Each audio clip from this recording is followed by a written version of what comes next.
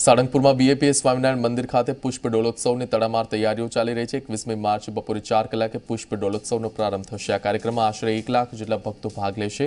જોકે આ વર્ષે પાણીની અછતને લઈ પુષ્પ ડોલોત્સવમાં પાણીનો ઉપયોગ નહીં કરાય, પરંતુ તેની જગ્યાએ ગુલાલ અને ફૂલોનો ઉપયોગ કરાશે। કાર્યક્રમમાં 6000 પુરુષ સ્વયંસેવકો, 2500 જેટલી મહિલા સ્વયંસેવકો સેવા આપશે, તેમજ અલગ અલગ પ્રકારના 30 વિભાગો બનાવવામાં આવ્યા છે। હાલમાં 10 લાખ સ્ક્વેર ફૂટ મીટરમાં સભામંડપ તૈયાર કરાઈ રહ્યો છે। પુષ્પ ડોલોત્સવને લઈ હાલ તો ભક્તોમાં અનેરો આનંદ જોવા મળી રહ્યો છે। ઉલ્લેખનીય છે, અહીંયા છેલ્લા 200 વર્ષથી પુષ્પ ડોલોત્સવની ઉજવણી કરવામાં આવે છે।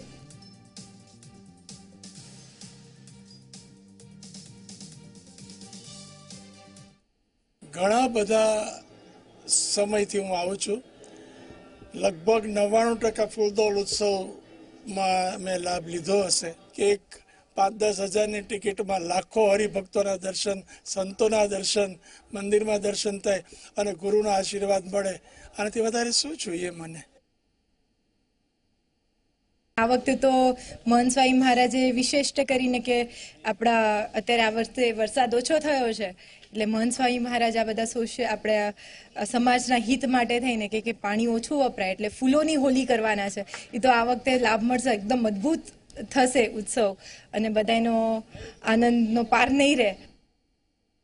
આ ઉત્સવની અંદર વિશેષ કરીને મહંત સ્વામી મહારાજની આજ્ઞા હતી કે આપણે આ વખતે પાણીનું રાષ્ટ્રીય સંકટ છે, તો આપણે આ વખતે પાણીનો ઉપયોગ નહીં કરીએ, પણ એના સ્થાને ગુલાલ અને ફૂલનો ઉપયોગ કરવામાં આવશે। વિશેષ કરીને જ્યારે આટલા બધા હરિભક્તો અહીં પધારનારા છે, ત્યારે વિશાળ પાર્કિંગની પણ વ્યવસ્થા કરવામાં આવી છે।